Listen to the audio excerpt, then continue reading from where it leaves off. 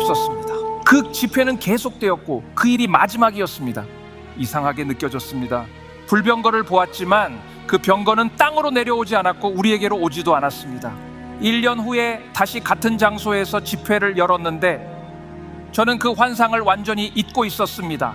그런데 갑자기 제 눈이 다시 열렸고 그 불병거가 방 안으로 들어오는 장면이 보였습니다.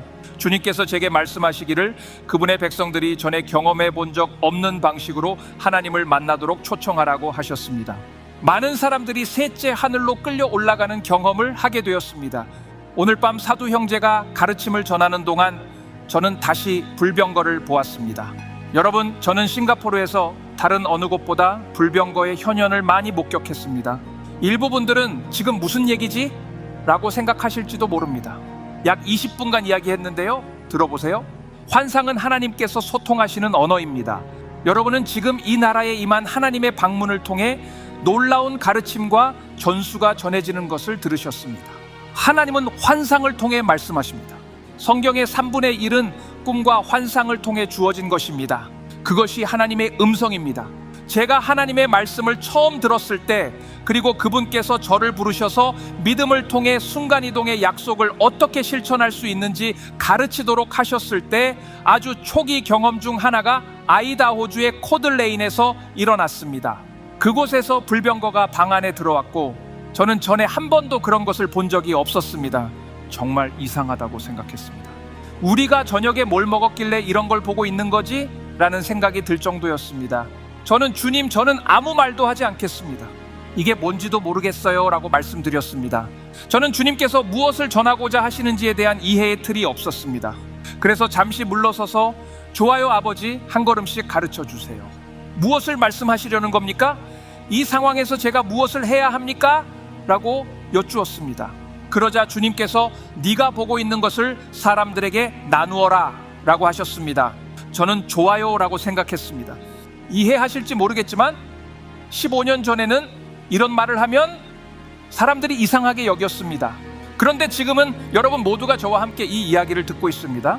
마침내 저는 그들에게 제가 보고 있는 것을 말했고 주님, 이제 말씀하신 대로 했습니다 라고 말씀드렸습니다. 그러자 주님께서 지금 불병거가 보이는 곳에 의자 2개를 놓으라고 안내자들에게 전해라 라고 하셨습니다. 저는 정말 그렇게 하라고요 주님? 이라고 생각했습니다. 결국 우리는 그곳에 의자 2개를 놓았고 제가 이제 뭘 할까요? 라고 물었습니다. 주님께서 목사님들을 초청하라고 하셨습니다. 그리고 앉으라고 하셨습니다. 그들이 와서 앉자 저는 다시 물었습니다. 이제 무엇을 할까요? 그러자 주님께서 활성화를 위한 기도를 하라고 하셨습니다. 그래서 1시간 동안 기도했고 그들은 영 안에서 끌려 올라가 30년 이상의 사역에서도 경험하지 못했던 하나님의 환상과 만남을 체험하게 되었습니다. 그것은 영으로 끌려 올라가는 체험이었습니다. 1시간이 지난 후 주님께서 말씀하시길 이제 그 목사님에게 마이크를 건네라 하셨습니다. 그 목사님은 눈물을 흘리며 너무 깊은 영향을 받아 말조차 제대로 할 수 없었습니다. 그 후 주님께서 말씀하시길 이제 다음 부부를 앉히라 하셨습니다. 그들이 앉자마자 1시간 동안 영으로 끌려가 낙원에 다녀왔습니다. 그들이 돌아왔을 때 주님께서 이제 그들에게 마이크를 건네라 하셨고 그들은 그들의 체험을 나누었습니다. 그때 저는 이제 제 차례입니까? 라고 여쭈었지만 주님은 아니라라고 하셨습니다. 그렇게 저는 많은 질문을 남긴 채 그 집회를 마치고 돌아왔고 하나님께 더욱 깊이 말씀을 묻게 되었습니다. 주님, 불병거가 의미하는 것이 무엇입니까? 이해가 되지 않습니다. 그러자 주님께서 엘리야의 생애를 연구하라라고 하셨습니다. 우리 모두 알다시피 엘리야는 불병거를 타고 하늘로 들려 올라갔습니다. 그래서 저는 그 말씀을 깊이 들여다보았습니다. 주님께서 저에게 몇 가지를 보여주셨습니다.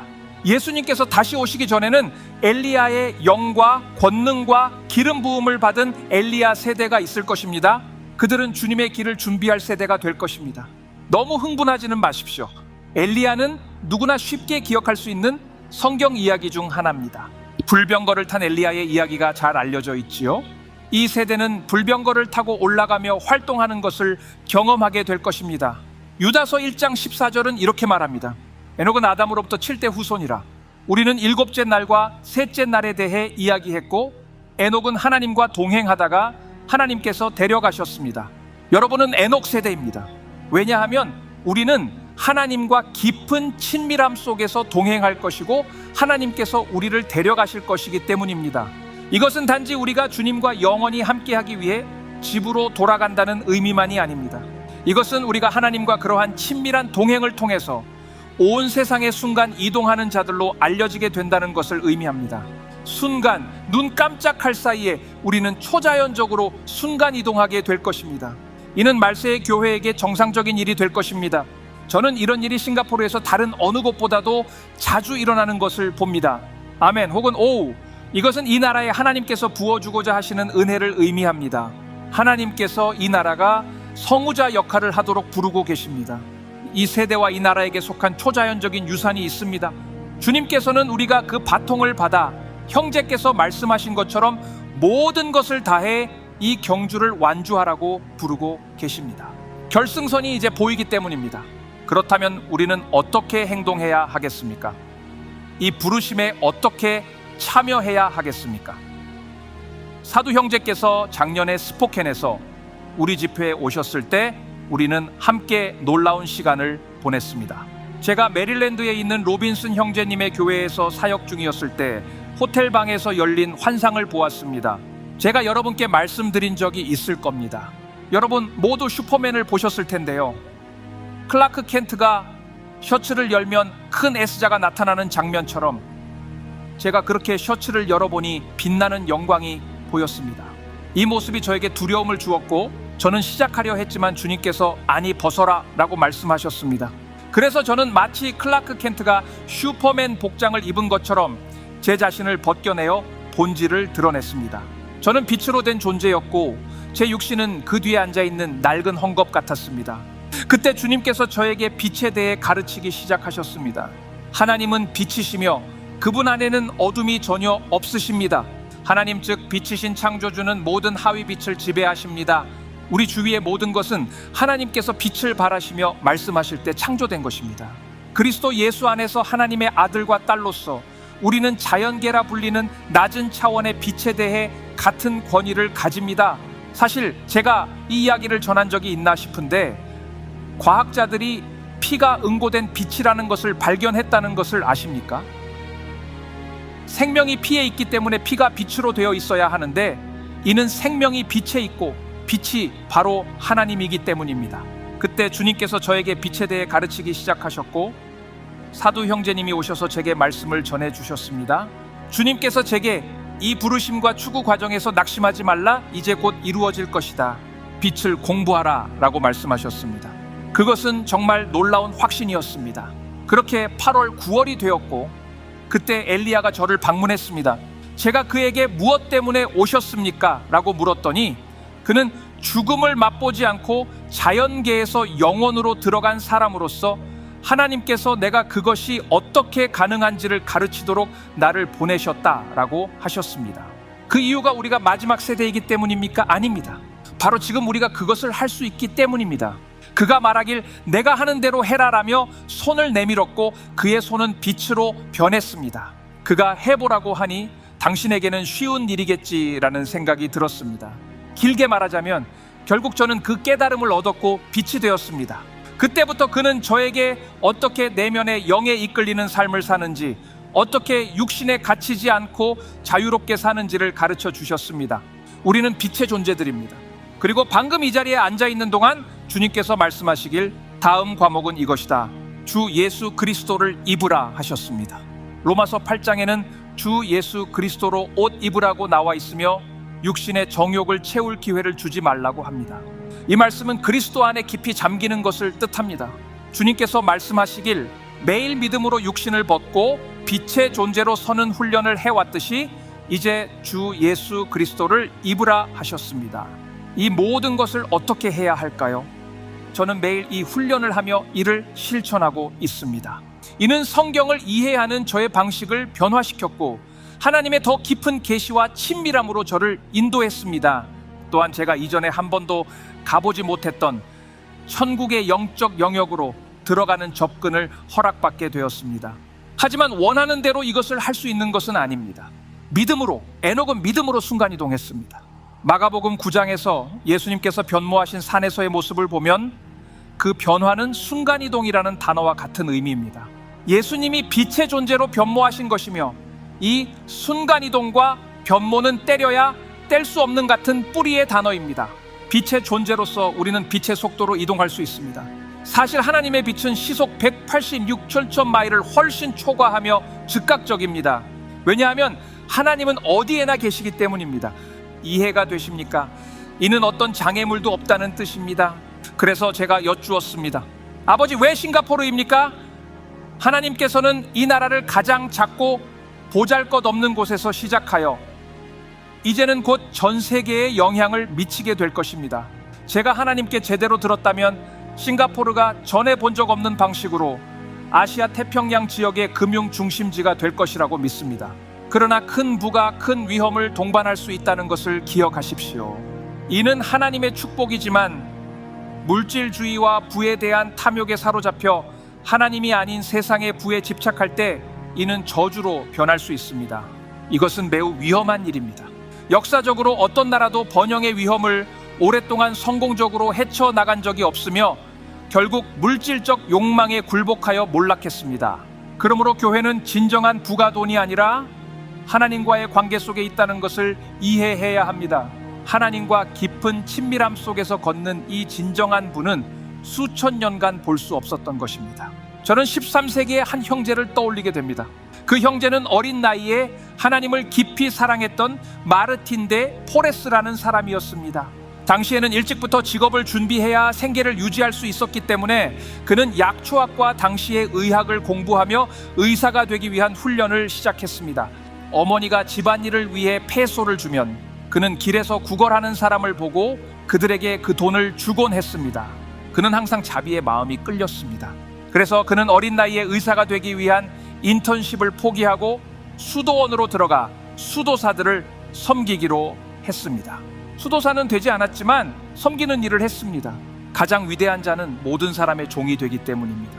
그는 무릎을 꿇고 하나님 앞에서 오랜 시간 동안 기도에 몰두하곤 했습니다. 수도원에서는 그에게 딱딱한 침대와 무릎을 꿇고 기도할 수 있는 작은 공간이 있는 작은 수도사 방을 주었습니다. 그 방은 감방보다도 작았습니다.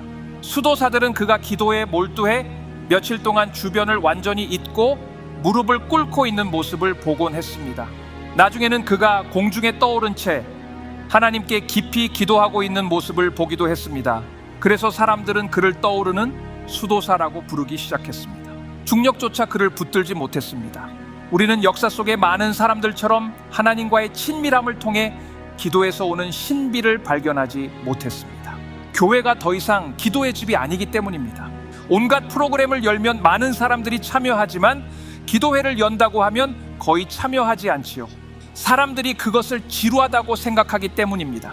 그러나 이 젊은 사람은 중보 기도와 간절한 기도의 비밀을 발견했습니다. 그곳에서 그는 항상 놀라운 기적들이 그 주변에서 일어나는 것을 경험하게 되었습니다.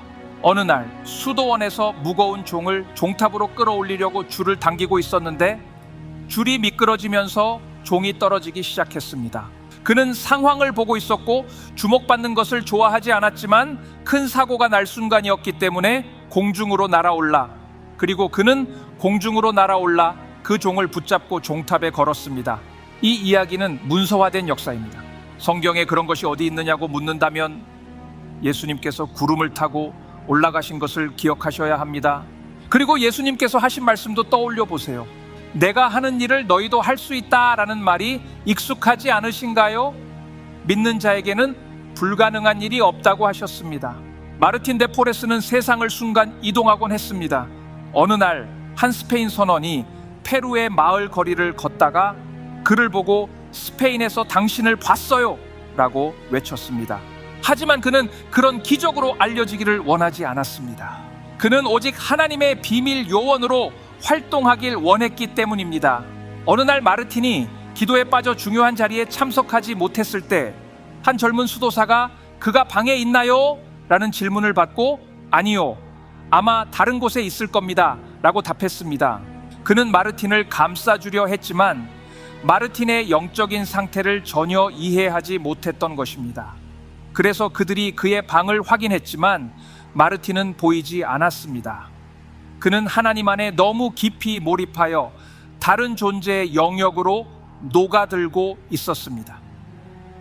마치 엘리야가 자연계를 떠나 영적인 영역으로 들어간 것처럼 하나님께 열정과 사명을 가지고 헌신했던 남녀들은 역사 속에서 특별한 기적과 표적을 경험해 왔습니다.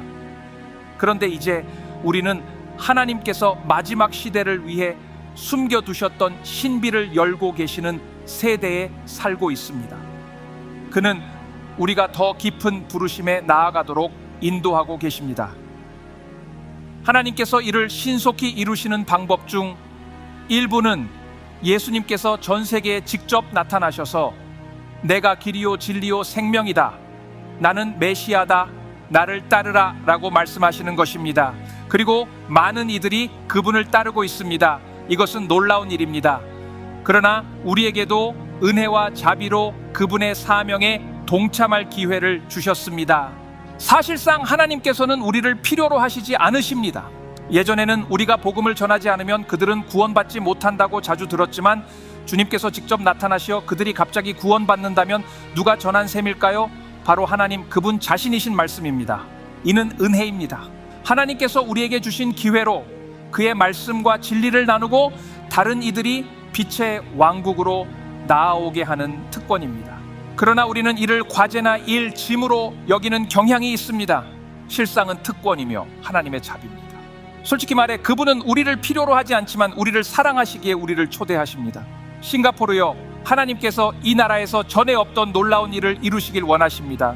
이 나라는 하나님께 돌아가는 길에 로드맵을 받았습니다. 우리는 모두 하나님의 부르심에서 벗어나는 실수를 저지르곤 합니다. 이는 우리의 목표를 빗나가게 하려는 적의 전략 중 하나이기 때문입니다. 우리 모두 그런 경험을 했습니다.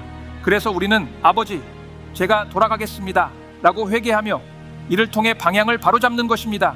그리고 하나님께 다시 돌아가는 길로 나아가야 합니다. 회개할 필요가 없다는 말을 듣지 않는 한 우리는 말씀의 사람들이 되어야 합니다. 지금 이 방에 불병거가 있습니다. 그게 무슨 뜻이냐고요? 저도 아직 알지 못합니다.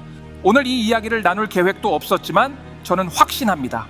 하나님과의 동행 속에서 우리 삶에 약속된 하나님의 충만함에 도달하는 것을 방해하는 장벽을 넘어설 수 있는 열쇠가 있습니다. 대부분의 교회가 보지 못한 열쇠입니다.